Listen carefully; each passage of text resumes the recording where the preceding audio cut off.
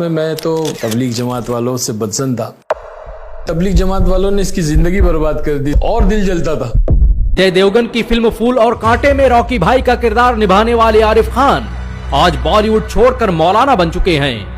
وہ میری گاڑی کے پاس ٹھہرے ہوئے تھے اور مجھ سے کہا، سلام کیا، سلام کر کے مجھ سے پوچھا کہ ایک سوال کرنا ہے. میں تو سوچا کہ کوئی ساحل ہے اور میں نے جو ہے اپنے جیب میں پیسے دینے کے لیے ہاتھ بھی ڈالے. تو بھائی انہوں نے مجھ سے پوچھا کہ بھائی مرنا ہے کہ نہیں مرنا ہے. اب آدمی صبح صبح مرنے کی بات کرے تو آدمی کو بڑا تعجب ہوتا. تو بہت غصہ آیا. میں نے کہا ہاں پہلے آپ کو مرنا ہے، بعد میں مجھے مرنا. اب میں بیٹھ کر کے سوچتا ہوں وہ دور کہ میں روڈ پر کھڑے رہ کر کے جو ہے وہ شربت بیچا کرتا تھا. ایسے مطلب I was totally on the road. لوگ تانے دیتے تھے، بولے یار تبلیغ جماعت والوں نے اس کی زندگی برباد کر دی اور دل جلتا تھا. تو وہ جو دور تھا نا، اس میں بڑا مزہ آتا یار. محترم جناب عارف صاحب، یہ تبدیلی کیسے آئی آپ کی زندگی کے اندر؟ السلام علیکم ورحمۃ اللہ وبرکاتہ.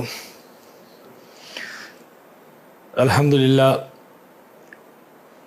یہ سوال جو ہے آپ نے کیا ہے تبدیلی کیسے آئی، تو پچھلے کچھ وقت سے کافی لوگوں نے یہ سوال مجھ سے کیا اور میں نے اس کے جوابات دیے ہیں.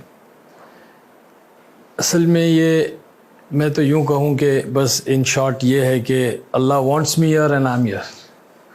لیکن ہر ایک چیز کا ایک ذریعہ، ایک سبب، ایک اسباب بنتا ہے. تو بس یہ یوں کہیے کہ کچھ محنتیں مجھ پہ کی تبلیغ جماعت والوں نے.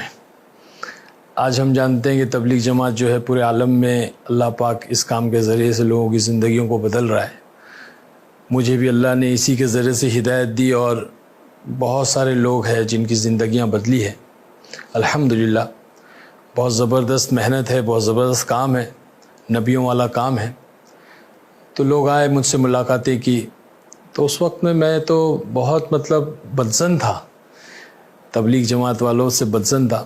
کیونکہ میں جس علاقے، جس محلے میں رہتا تھا بامبے میں، بامبے نمبر 8 مدن پورہ جسے کہتے ہیں، وہیں میری پیدائش ہوئی ہے، وہیں پلا بڑا میں.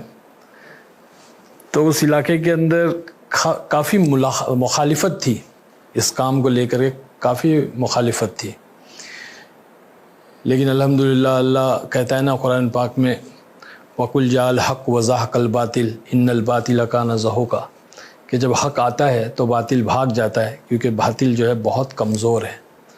اور وہی ہوا کہ دھیرے دھیرے اس کام کو اللہ نے عروج دیا اور جو ہے اللہ نے مجھے، میرے ذہن کو بنایا.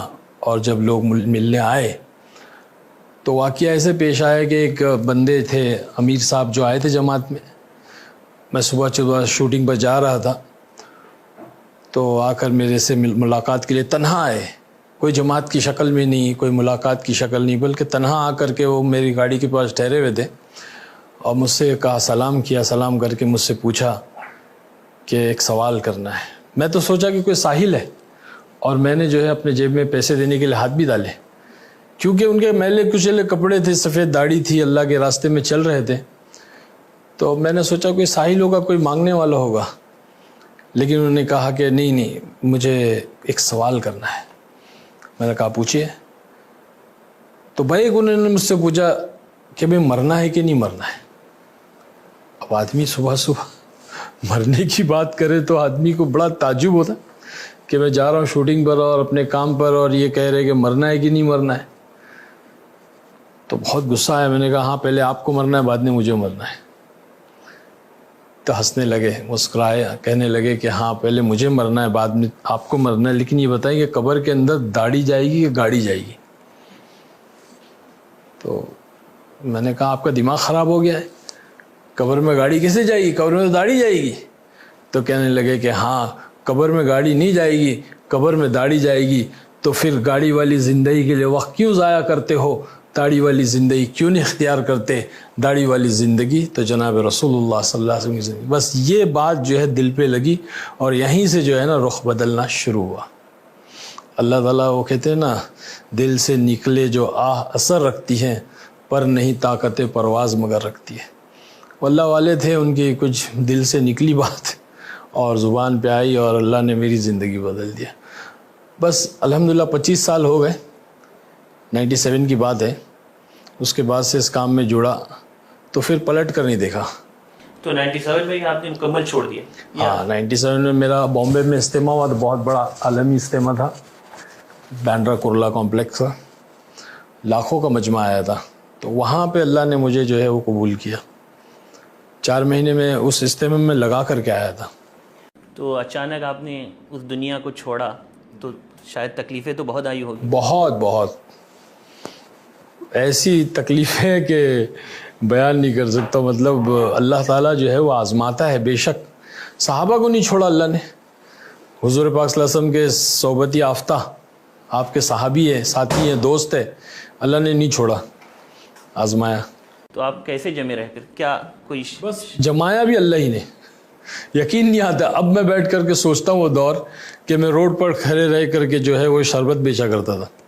ایسے مطلب I was totally on the road, راستے پہ آ گیا, میرے سب کچھ چلا گیا. تو لوگ پہچانتے نہیں تھے آپ کو؟ پہچانتے تھے, لوگ تانے دیتے تھے, بولے یار تبلیغ جماعت والوں نے اس کی زندگی برباد کر دی, اس کو جو ہے نا وہ آسمان سے گرا اور کھجور میں اٹکا, ایسی مثالیں دیتے تھے. تو اور دل جلتا تھا کہ یا اللہ میں کیسے, لیکن مزہ آتا تھا بھائی, بہت مزہ آتا تھا. وہ وقت, وہ جو دور تھا نا, اس میں بڑا مزہ آتا تھا یار. تو بیوی, گھر والوں نے ساتھ دیا الحمدللہ. بیوی نے بھی ساتھ دیا. بچے تو چھوٹے تھے اس وقت میں. بیوی نے بہت. تو گھر والے آپ کیا چاہتے تھے؟ آپ اس دنیا میں رہے یا آپ کی تبدیلی سے وہ خوش تھے؟ گھر والے کی تو محنت تھی, وہ تو خود چاہتی تھی اللہ کی بندی کے جو ہے وہ اس دنیا سے ہٹ جاؤں. محنت کی, کوشش کی, اللہ نے. تو پہنچے کیسے تھے آپ اس دنیا میں؟ آپ کی صلاحیت تھی یا کوئی آدمی نے آپ کو؟ دوست احباب تھے, ایک جاننے والے ایک کچھ تھے ہمارے, وہ انہوں نے لے آ کے انٹروڈیو کرا دیا تھا پروڈیوسر سے. کلب وغیرہ میں جاتے تھے تو وہاں پہ وہ دنیش پٹیل جو تھا وہ گیملر, مطلب ان کی وہ تھی نا کلب وغیرہ تھی. تو ہم بھی آؤٹ لائن ہی ہو گئے تھے اس زمانے میں, جوانی کا وقت تھا. تو تعلیم کیا حاصل کی تھی آپ؟ تعلیم میں نے جو ہے انٹر کیا میں نے, بس زیادہ نہیں میں نے پڑھائی کی. تو جب آپ واپس آئے تو کبھی آپ نے یہ سوچا نہیں کہ اگر میں شاید اس دنیا میں رہتا تو بہت کم آتا, یہ تکلیفیں نہیں آتی؟ کبھی زندگی میں اس طرح خیال آیا ہو؟ اس لائن میں, دعوت و تبلیغ کی لائن میں آنے کے بعد میں مستقل جو ہے نا محنت میں لگے رہے. وقت لگتا رہا, 4 مہینے چلتے رہے, حالات میں چلتے رہے, بحرون وقت لگا. تو کبھی مطلب ایسے ذہن میں کبھی ایمان کی کیفیت, یہ محنت جو ہے ایمان کے بنانے کی محنت ہے. جب آدمی اس محنت میں لگا ہوا رہتا ہے تو ایمان کی کیفیت بڑھتی رہتی ہے, اور بڑھتا ہوا ایمان جو ہے نا کبھی چیزوں کی طرف, دنیا کی طرف مائل نہیں کرتا ہے. گھٹتا ہوا ایمان دنیا کی طرف مائل کرتا ہے. تو الحمدللہ آج تک تو ایسے ہی ہوا کہ محنت میں لگے رہے, ایمان کی کیفیت بڑھتی ہے. دنیا جا رہی ہے, نہیں مل رہی ہے, ایسا کبھی خیال نہیں آیا. زندگی میں بہت سے لمحات آتے ہیں, آپ اپنی زندگی کا سب سے بہترین لمحہ کس کو تصور کرتے ہیں, یا کہہ سکتے ہیں آپ کے لیے یادگار, خوش نصیب وقت تھا وہ؟ میں تو میں نے کبھی اس کے بارے میں سوچا نہیں, لیکن اگر اب آپ کہہ رہے ہیں تو میں اگر سوچوں تو میرے حساب سے وہ رات تھی جب اللہ نے مجھے ہدایت دی. میں مرکز میں جب پہلی رات شوٹنگ پر سے میں ڈائریکٹ آیا تھا مرکز میں, اور وہاں قیام کیا تھا میں نے ساتھیوں کے کہنے پر. تو اس رات جو مجھے نیند ملی تھی مسجد کی چٹائی پر, وہ نیند وہ پہلی اور آخری تھی. بس اللہ نے مجھے جنت کا مزہ چکھایا. ہاں مطلب اللہ نے وہ جنت کا مزہ چکھایا کہ دیکھ یہ ہے اصل سکون جس کو کہتے ہیں. اور وہ رات کا جو ہے وہ ساتھیوں کا رونا میں نے دیکھا. پھر وہ میں نے 2 رکعت نماز پڑھی پہلی بار تہجد, اور تہجد پڑھ کے میں نے دعا کیا اللہ اگر یہ سچے ہیں, ان کا کام سچا ہے.